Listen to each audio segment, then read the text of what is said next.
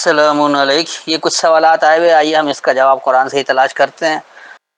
اس وقت میرے پاس حافظ نظر احمد والا ترجمہ ہے، پہلے میں ان کا ترجمہ سامنے رکھوں گا اور پھر الفاظوں کی وضاحت میں آپ کو آپ کے سوالات کے جوابات بھی مل جائیں گے۔ تو آج کے لیے جن آیتوں کا انتخاب کیا گیا وہ سورہ الشعراء اور اس کی آیت نمبر 29 سے 51 تک لکھ لیں، 26 کی 29 to 51۔ وہ بولا البتہ اگر تو نے کوئی اور معبود بنایا ہے میرے سوا تو میں ضرور تجھے قید کر دوں گا۔ قالا کہا لئن اتخذت الہا، اگر تم نے پکڑ لیا ہے کوئی حاکم غیری میرے علاوہ، لاجعلنک، ضرور میں بناؤں گا تمہیں من المسجونین، قیدیوں میں سے۔ یہ فرعون کہہ رہا ہے موسیٰ کو کہ اگر تم نے میرے علاوہ کسی اور کو حاکم بنا لیا تو میں ضرور تمہیں قیدیوں میں سے بنا لوں گا۔ اس کے بعد دیکھیے موسیٰ نے کہا خواہ میں تیرے پاس ایک واضح معجزہ لاؤں۔ اب دیکھیے اس میں کہیں بھی معجزہ نہیں لکھا ہوا، پتہ نہیں کہاں سے انہوں نے معجزہ ترجمہ کر دیا۔ قال کہا اولو جئتک، کیا اور اگر میں تمہیں دوں بشیء مبین، ایک واضح شے کو، بیان کی ہوئی شے کو۔ تو یہاں جو بات ہو رہی ہے وہ موسیٰ نے یہ کہا کہ تم کو اگر میں کوئی واضح شے، بیان کی ہوئی شے کو لا کر دے دوں، کیا جب بھی تم مجھے قیدی بناؤ گے؟ تب دیکھیے فرعون کیا کہہ رہا ہے، وہ بولا تو اسے لے آ اگر تو سچوں میں سے ہے۔ قالا کہا فات بہ، پس دو اس کتاب کے ذریعے، ان کنت من الصادقین، اگر تم سچوں میں سے ہو۔ کیونکہ یہ فرعون اور موسیٰ کی بات جو چل رہی ہے وہ یقینی سی بات ہے کہ موسیٰ اللہ کی کتاب کی بات کر رہا ہے اور فرعون اپنی بات کر رہا ہے، غیر اللہ کی کتابوں کی بات کر رہا ہے، اپنے آپ کو حاکم بنا کر پیش کر رہا ہے۔ اسی پر یہ بحث چل رہی ہے، تو وہاں یہ بات آ رہی ہے کہ تم دو اس کتاب کے ذریعے اگر تم سچوں میں سے ہو، کیا کچھ بیان کیا ہوا، کیا کچھ واضح کیا ہوا وہ بتا دو۔ بس موسیٰ نے اپنا عصا ڈالا تو اچانک نمایاں اژدہا بن گیا۔ اب انہوں نے ثعبان کا ترجمہ اژدہا کیا ہے اور عصا کو کر دیا لاٹھی، یعنی عصا۔ کیا موسیٰ کے پاس واقعی کوئی لاٹھی تھی، کوئی عصا تھا جس کو لاٹھی بنا کر پیش کیا تھا؟ کیا کچھ تھا؟ دیکھیں یہاں کیا بات ہو رہی ہے۔ فالقا، پس پیش کیا، عصاہ، اپنا سہارا۔ پہلے میں واضح کر چکا ہوں کہ عصا سہارے کو کہا جاتا ہے، اس لیے اس بوڑھے شخص کے ڈنڈے کو عصا کہا جاتا ہے جو اس کے سہارے چلتا ہے۔ تو پس پیش کیا اس نے اپنا سہارا۔ فَإِذَا هِيَ، پس جب وہی، ثعبان مبین، مبین تو کہتے ہیں واضح کو، اور ثعبان جو ہے صعب کا مادہ اس کا سے عین بے، اس کا مطلب ہوتا ہے پرجوش ہونا، بڑھنا، پھیلنا، دراز ہونا۔ تو کیونکہ اژدہا سانپ بھی پھیلتا ہے اور بڑھتا ہے اس لیے اسے بھی ثعبان کہا جاتا ہے، لیکن دراصل جو ثعبان مبین مرکب توصیفی ہے، تو اس کا مطلب ہوا کہ دراز، واضح اور دراز ہونا، یا واضح تحریک کا پرجوش ہونا، یا واضح طور پر بڑھنا اور پھیلنا۔ تو پس جب موسیٰ نے اپنا سہارا پیش کیا تو پس وہی وضاحت کے ساتھ پھیلنے والا، بڑھنے والا بن گیا، کیونکہ وہ تمام غیر قرآنی، یعنی غیر الہی احکامات کو، غیر اللہ کے احکامات کو ضائع کر دیا، ہڑپ کر دیا کہ یہ چیزیں ہے ہی نہیں۔ اگر آج بھی مسلمان اپنے اعمال کا جائزہ قرآن سے لے تو قرآن کی آیتیں اس کو مسترد کر رہے ہیں کہ یہ عمل تمہارا قرآن کے مطابق نہیں ہے، آیتوں کے ذریعے بات ہو رہی ہے۔ اس کے بعد دیکھیے اور اس نے اپنا ہاتھ گریبان سے نکالا تو ناگاہ دیکھنے والوں کے لیے چمکتا ہوا ہو گیا۔ اب یہ عام طور پر لوگ بتاتے ہیں کہ یہ موسیٰ کے معجزے تھے کہ ایک تو عصا جو ہے وہ سانپ بن جاتا تھا اور دوسرا اپنا ہاتھ ڈالتا تھا تو وہ چمکتا ہوا نکلتا تھا سفید۔ مزے کی بات یہ ہے کہ ویسے تو عیسائی لوگوں نے 10 کمانڈس بنایا کہ موسیٰ کو 10 معجزے دیے گئے تھے، اور یہ مسلمان بھی کہتے ہیں کہ کم از کم 9 معجزہ کہ یہ بھی قائل ہیں، لیکن قرآن سے یہ 2 کے علاوہ کچھ دکھائی نہیں سکتے۔ ان اپنے ترجموں سے بھی ایک عصا کو دکھاتے اور دوسرا یہ ہاتھ کو پھیل جانا، واضح ہونا، اس کے علاوہ تیسرا کوئی معجزہ ثابت نہیں کر سکتے قرآن کی آیتوں سے، کیونکہ یہ تو انہوں نے زبردستی اس میں ٹھوسنے کی کوشش کی ہے۔ اللہ وہ بات ہی نہیں کر رہا معجزے کی۔ اب دیکھیں یہاں بات کیا ہو رہی ہے، وَنَزَعَ، اور جو تنازع ہے، نزع ہے نزاعی معاملہ جس سے لوگ اکھڑ جاتے ہیں، الگ ہو جاتے ہیں، لڑائی جھگڑے پر اتر آتے ہیں، اس کو نزع کہا جاتا ہے۔ اس لیے آپ عام لفظوں میں اردو میں تنازع یا جھگڑا اس کو کہہ لیں تو زیادہ آسانی سے بات سمجھ میں آئے گی۔ یدہ اس کی قوت، یہ ہاتھ نہیں ید کہتے ہیں قوت کو۔ فیضا ہیا پس جب وہی، بیضاء للناظرین، بیضا کہتے ہیں وضاحت کو، انتہائی واضح سفید، اس لیے انڈے کو بھی بیضا کہا جاتا ہے کیونکہ سفید ہوتا ہے۔ للناظرین عمل کر کے دیکھنے والوں کے لیے، اس آیت میں جو واضح ہدایت ہے اور اس کی قوت سے نزا کا عمل جو ہے وہ کر کے دیکھنے والوں کے لیے واضح ہو گیا۔ جو نزائی معاملات ہیں آپ عمل کر کے دیکھ لیں، بالکل وضاحت کے ساتھ نتائج خود بتائیں گے کہ عمل کیا ہے کیا نہیں ہے۔ اس کے بعد آ رہا ہے فرعون نے اپنے ارد گرد کے سرداروں سے کہا بے شک یہ ماہر جادوگر ہے۔ قال للملأ حولہ، کہا اپنے ارد گرد مشورہ کنندگان کے لیے، اپنے ارد گرد حکمراں طبقے کے لیے، ان ھذا بے شک یہ لساحر علیم، ضرور علم کا ساحر ہے، یعنی اپنے علم کے زور پر لوگوں کی بولتی بند کر دے رہا ہے۔ سحر اس کو کہا جاتا ہے جو لاجواب کر دے، بولتی بند ہو جائے، اسی لیے جادو کو بھی یہ لوگ کہہ دیتے ہیں کہ یہاں پر بھی دیکھیے سحر علیم جو یہ مرکب توصیف ہی ہے،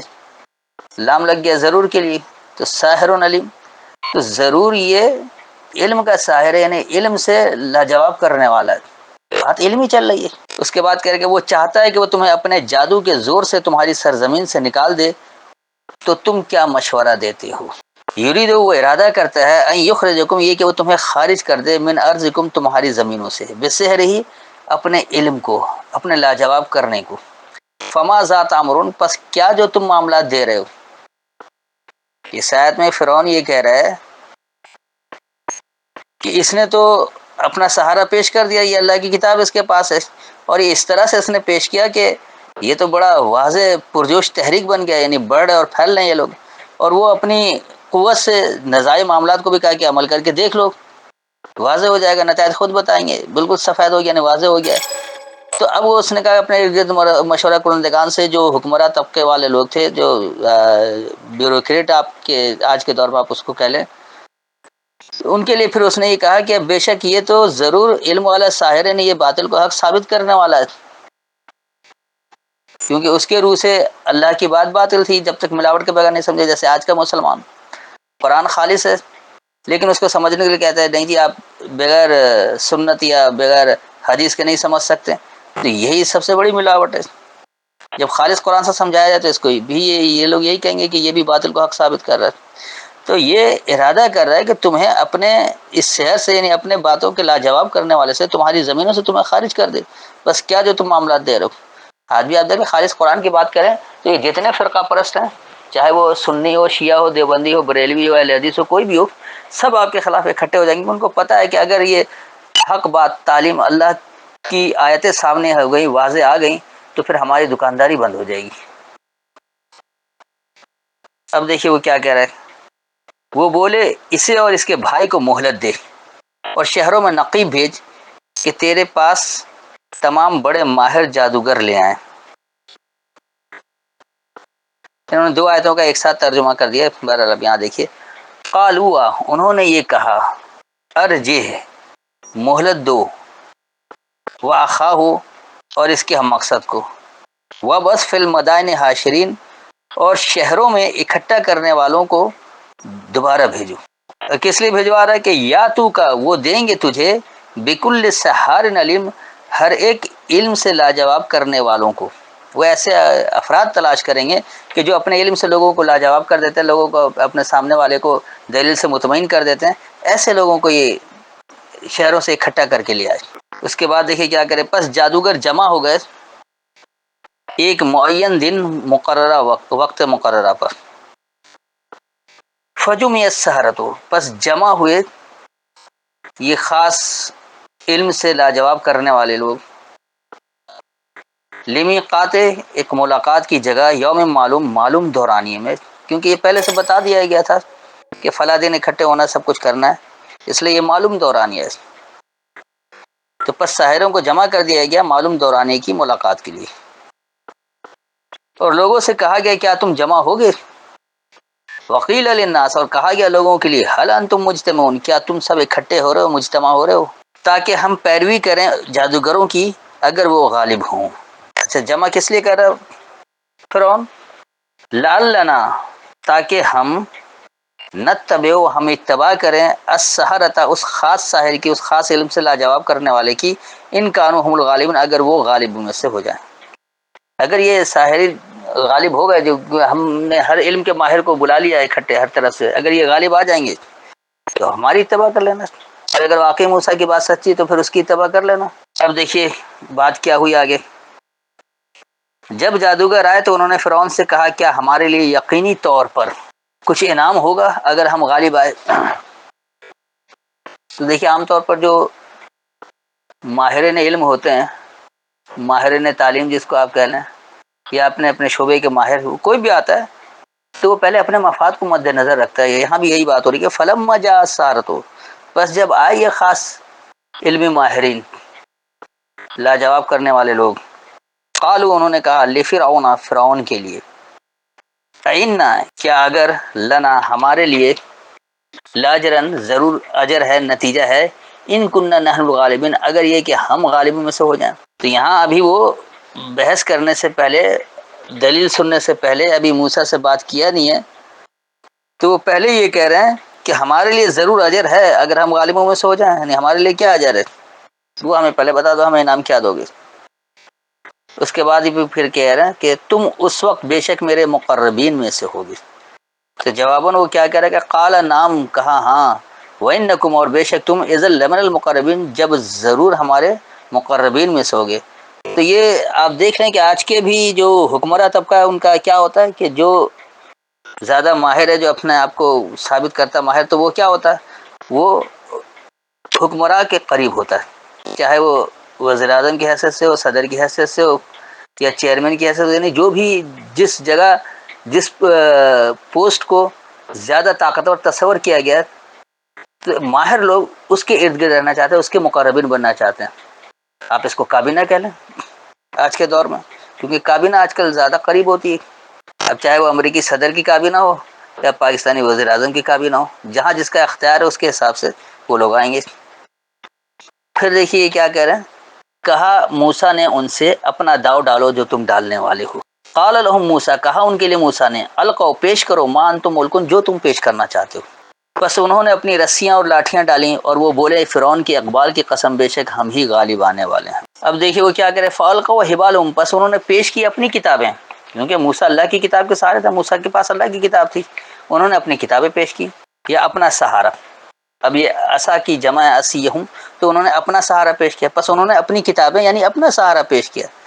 جن کتابوں پر وہ سہارا لیے ہوئے تھے، یعنی ایک آج خالص قرآن پر سہارا لے رہا ہے اور دوسرے جو اس میں سایہ اربع یا سایہ ستہ کا سہارا لے رہے ہیں، تو بات یہی ہوگی۔ تو پس انہوں نے پیش کیا اپنی کتابیں اور اپنا سہارا، وقالوا اور انہوں نے کہا بعزت فرعون، فرعون کی عزت کو،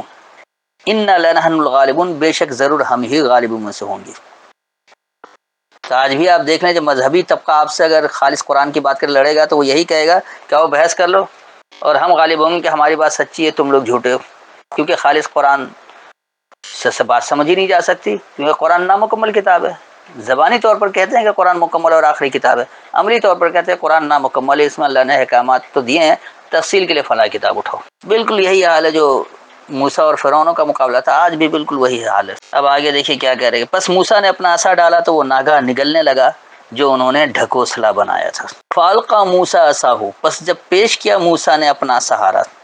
فَإِذَا هِيَ، پس جب وہی تلقف ما یافکون، تلف کرنے لگا، یعنی کہ وہ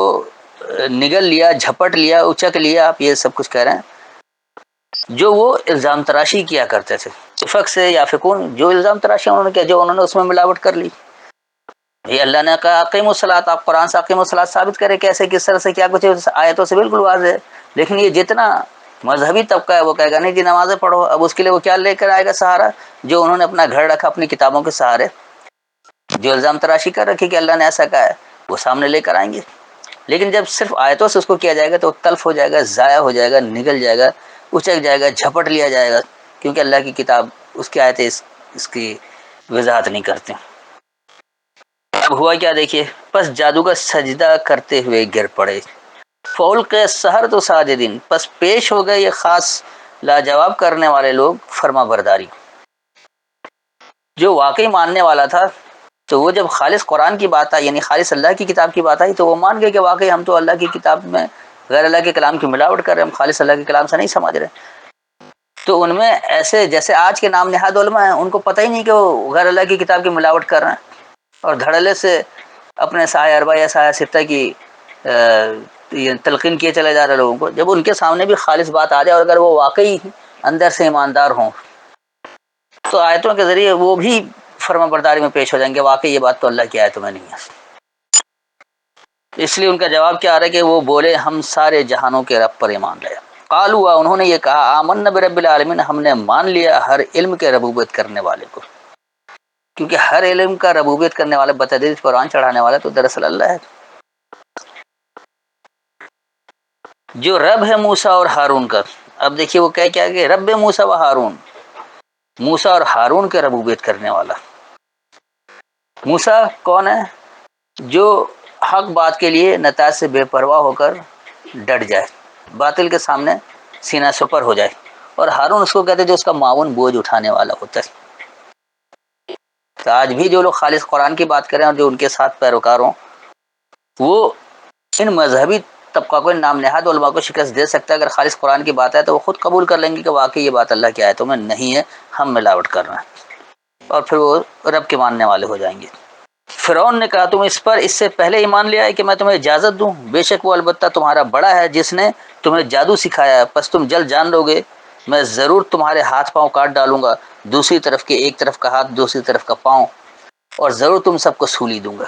یہ ان کا روایتی ترجمہ۔ کہ اب وہ کیا کہنے لگا کہ میری اجازت کے بغیر تم نے مان لیا؟ تو دراصل یہ تمہارا بڑا جادوگر ہے، اس لیے تم نے مان لیا، تو میں تمہارے ہاتھ پاؤں مخالف سمت سے کاٹ دوں گا اور تمہیں پھانسی دے دوں گا۔ دیکھیں یہاں اصل میں بات کیا ہو رہی۔ قال آمنتم لہو، کہا تم نے مان لیا اس کے لیے،